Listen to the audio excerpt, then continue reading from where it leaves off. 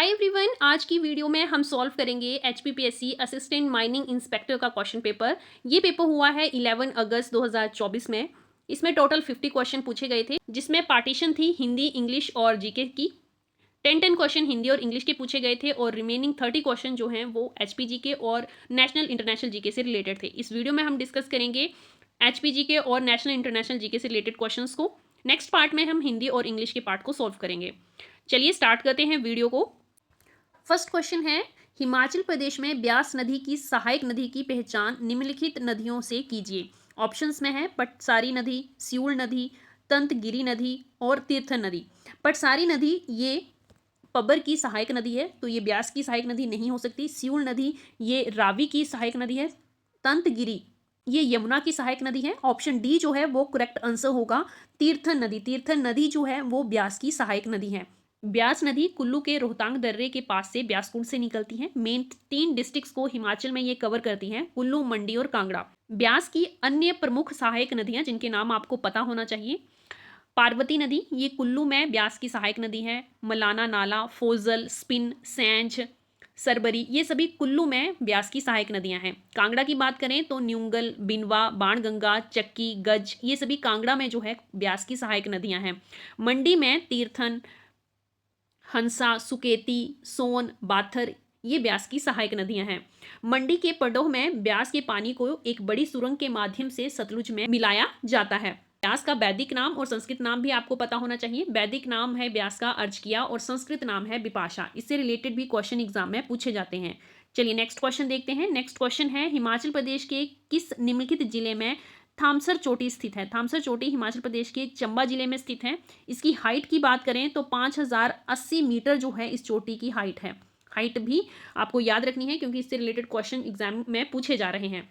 चंबा की सबसे ऊंची चोटी की बात करें तो चंबा की सबसे ऊंची चोटी है पीर पंजाल। पीर पंजाल की हाइट है 5972 मीटर। मीटर में ये यूनिट्स यूज किए जा रहे हैं, आपको इस चीज का भी ध्यान रखना है। नेक्स्ट क्वेश्चन में आपसे पूछा जा रहा है, हिमाचल प्रदेश के चनाल समुदाय के बारे में कौन सा निम्नलिखित सही है। 4 ऑप्शंस 1 बाय 1 रीड करते हैं, फिर देखते हैं कि इनमें से सही ऑप्शन कौन सा हो सकता है। कांगड़ा जिले में इसे कोलियों से कुछ नीचे रखते हैं। सेकंड में है इसे अनुसूचित जनजाति घोषित किया है। इनकी महिलाएं शराब नहीं पीती हैं। इन्हें तलाक के रिवाज की जानकारी नहीं है।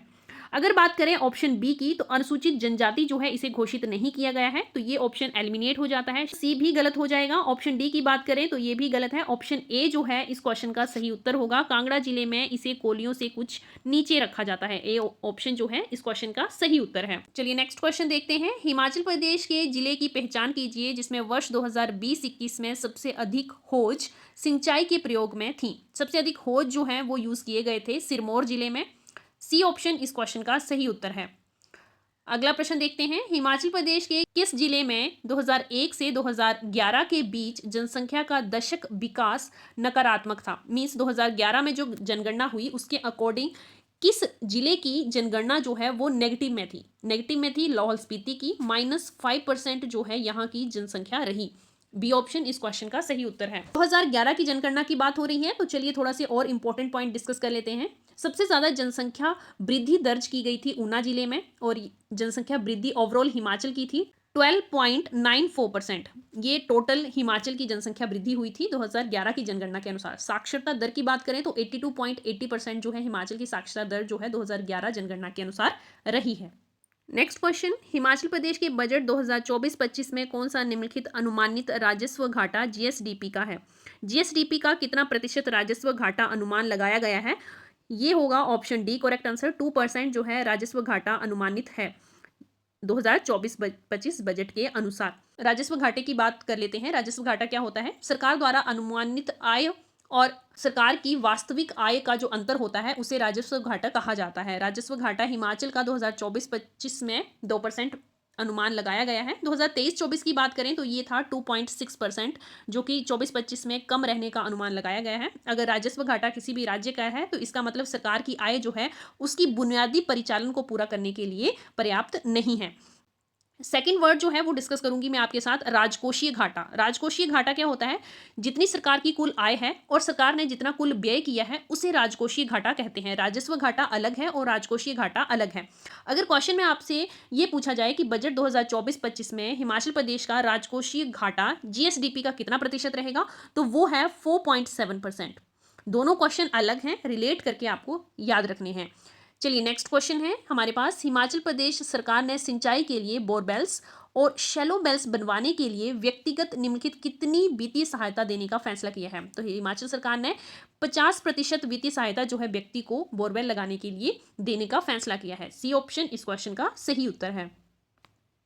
अगला प्रश्न है हमारे पास, वर्ष 2024-25 में हिमाचल में अदरक, हरा अदरक जो है उसकी पैदावार कितने हो इसका लक्ष्य रखा गया है? तो ये रखा गया है 34 टन। ए ऑप्शन इस क्वेश्चन का सही उत्तर है। नेक्स्ट क्वेश्चन देखते हैं, डिस्ट्रिक्ट गुड गवर्नेंस इंडेक्स 2021 में किन्नौर जिले में सार्वजनिक सुरक्षा का कितना दर्जा है? किन्नौर को सार्वजनिक सुरक्षा के मामले में पहला स्थान दिया गया है डिस्ट्रिक्ट गुड गवर्नेंस इंडेक्स 2021 में।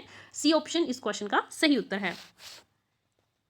अगला प्रश्न देखते हैं, कांगड़ा दुल्हन या फिर कांगड़ा की दुल्हन शीर्ष की चित्रकला के चित्रकार की पहचान कीजिए। तो ये चित्रकला बनाई थी शोभा सिंह ने। ए ऑप्शन इस क्वेश्चन का सही उत्तर है। ये एक पंजाबी चित्रकार थे। इनकी अदर चित्रकला जो कि आपको याद रखनी है वो है सोनी महिवाल, हीर रांझा, ये भी प्रसिद्ध हैं और इनसे रिलेटेड भी क्वेश्चन पूछा जाता है। अगर बात करें अमृता शेरगिल की, ये भारतीय चित्रकार थी। इनका जन्म जो है वो हंगरी में हुआ था। हंगरियन भारतीय चित्रकार आप इन्हें कह सकते हैं। क्वेश्चन आपसे मेरा ये है कि शोभा सिंह आर्ट गैलरी जो है वो हिमाचल प्रदेश के किस जिले में स्थित है? और अगर आपको जिला पता है तो जिले के साथ उस स्थान का भी नाम आप लिखेंगे कमेंट बॉक्स में जहां पे शोभा सिंह आर्ट गैलरी बनाई गई है। क्वेश्चन जो है एग्जाम में पूछा जाता है ये, इसीलिए मैं आपसे भी पूछ रही हूँ। निम्नलिखित किस सैन्य छावनी की हिमाचल प्रदेश में सबसे पहले स्थापना हुई थी? सबसे पहले स्थापना हुई थी सबाथू में। डी ऑप्शन इस क्वेश्चन का सही उत्तर है। नेक्स्ट क्वेश्चन, किस राजा के राज्यकाल में 1895 ईस्वी का चंबा आंदोलन हुआ? चंबा आंदोलन 1895 में हुआ था। किसानों ने चंबा में आंदोलन किया था और इस समय चंबा के राजा थे श्याम सिंह। बी ऑप्शन इस क्वेश्चन का सही उत्तर है। भूरी सिंह का नाम चंबा से रिलेटेड है, इंपॉर्टेंट क्वेश्चन यहाँ से बनता है। राजा भूरी सिंह के नाम पे संग्रहालय भी चंबा में बनाया गया है। चंबा के मेन शहर में संग्रहालय जो है इनके नाम पे बनाया गया है और ये स्थापित किया गया था 1908 में। एयर पूछा जाता है अक्सर एग्जाम में, तो आपको एयर याद रखना है। हिमाचल प्रदेश के विधानसभा चुनाव में 7 महिलाओं के निर्वाचित होने वाले चुनाव की पहचान निम्नलिखित से कीजिए। 7 महिलाओं के निर्वाचित होने वाला ऐसा विधानसभा चुनाव था 1998 में। ये ऑप्शन सही आंसर है। नेक्स्ट है, चंबा में सुई का मेला कौन से महीने में होता है? सुई का मेला जो है वो अप्रैल महीने में होता है। अब बैसाख तक ये महीने, चैत्र से स्टार्ट होकर बैसाख तक ये मनाया जाता है। अप्रैल जो है इसका करेक्ट आंसर होगा। नेक्स्ट, हिमाचल प्रदेश में मशोबरा स्टेट होम में वर्ष 2023 में कितने निवासी थे? तो यहाँ पे निवासी थे 21। बी ऑप्शन करेक्ट आंसर है। मशोबरा स्टेट होम ये शिमला डिस्ट्रिक्ट में स्थित है। शिमला में मशोबरा जो है एक जगह का नाम है।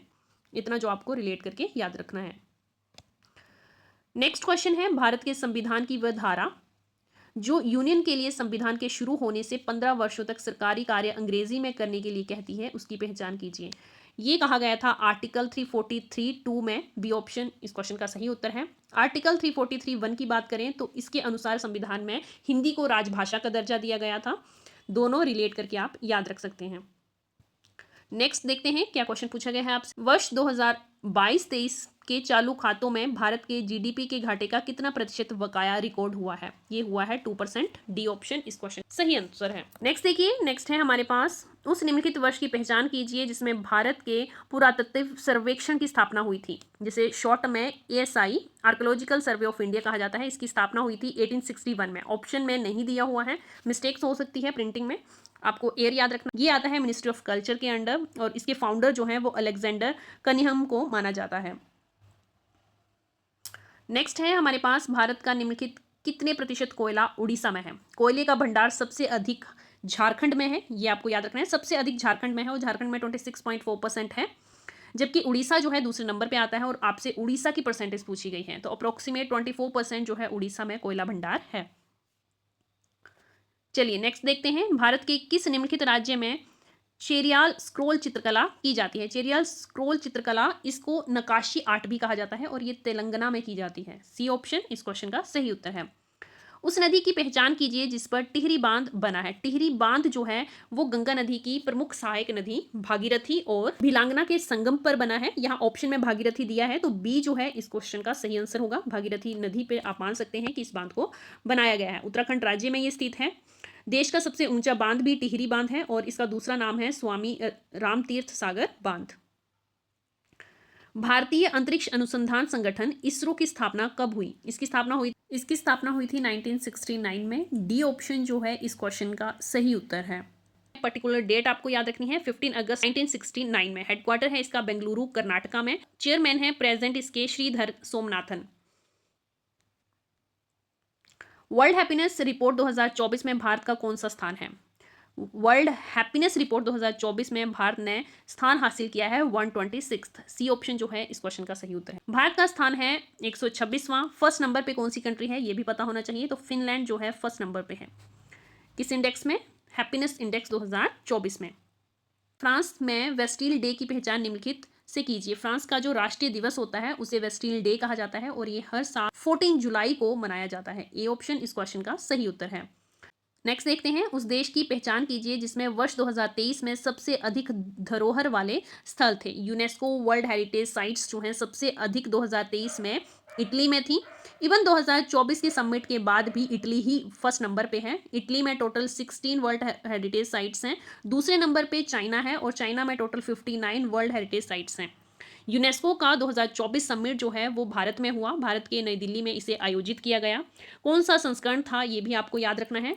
तो ये था 46 नंबर का संस्करण। यूनेस्को का समिट जो है वो 46 भारत में आयोजित किया गया। भारत में अब टोटल 43 वर्ल्ड हेरिटेज साइट्स हैं। असम के मोहिदम को जो है वर्ल्ड हेरिटेज साइट में इंक्लूड किया गया है। वर्ष 2024 में भारत के सिर्फ एक साइट्स को ही यूनेस्को वर्ल्ड हेरिटेज साइट्स में इंक्लूड किया गया है। इतना जो रिलेट करके आपको इस क्वेश्चन से याद रखना है। चलिए नेक्स्ट देखते हैं। लोइस ई ब्रूस को दो अन्य वैज्ञानिकों सहित वर्ष 2023 में किस विषय में नोबेल प्राइज मिला है? इन्हें मिला है केमिस्ट्री की फील्ड में। बी ऑप्शन इस क्वेश्चन का सही उत्तर है। टोटल 3 साइंटिस्ट को केमिस्ट्री की फील्ड में नोबेल प्राइज दिया गया था जिनमें से एक थे लोइस ई ब्रूस। नोबेल प्राइज जो है वो 6 अलग अलग फील्ड्स में दिया जाता है जिसमें से economics, peace, literature, medicine, chemistry और फिजिक्स हैं। केमिस्ट्री में और फिजिक्स इन दोनों फील्ड्स में 3-3 साइंटिस्ट को नोबेल प्राइज दिया गया। मैक्सिमम नोबेल प्राइज जो है एक फील्ड में 3 साइंटिस्ट को ही दिया जा सकता है। चलिए नेक्स्ट क्वेश्चन देखते हैं। नेक्स्ट क्वेश्चन है हमारे पास, अमेरिकन स्टॉक एक्सचेंज में वॉल स्ट्रीट के अचानक गिर जाने से विश्वव्यापी संकट कब हुआ? ये हुआ था अक्टूबर 1929 में। डी ऑप्शन इस क्वेश्चन का सही उत्तर है। अगला प्रश्न देखिए, आदर से माने गए सिंगापुर के जनक की पहचान निम्नलिखित से कीजिए। फादर ऑफ सिंगापुर किसे कहा जाता है? ये कहा जाता है ली कॉन वीव को। सी ऑप्शन इस क्वेश्चन का सही उत्तर है।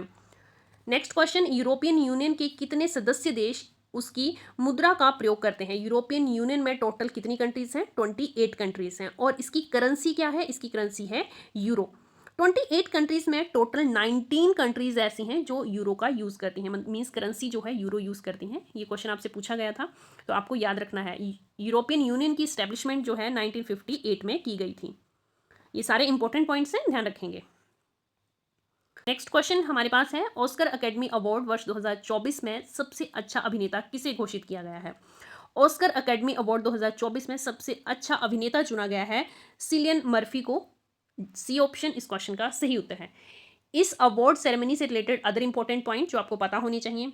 अभिनेता आपको पता लग गया कि सिलियन मर्फी को चुना गया है। अभिनेत्री कौन है? अभिनेत्री हैं पुअर थिंगस।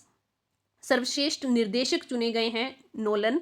और सर्वश्रेष्ठ फिल्म जो है इस 2024 में चुनी गई है वो है ओपनहाइमर। ये चारों पॉइंट जो हैं वो रिलेट करके याद रखने हैं। अल्टरनेटिव जो है वो एग्जाम में पूछे जा सकते हैं। सेकंड पार्ट में हिंदी और इंग्लिश के क्वेश्चन को सॉल्व करेंगे। आई होप ये वीडियो आपके लिए इन्फॉर्मेटिव रही हो और आपके लिए हेल्पफुल भी रहे। अगर आपको वीडियो पसंद आए तो लाइक शेयर जरूर कर दीजिएगा। Thanks for watching.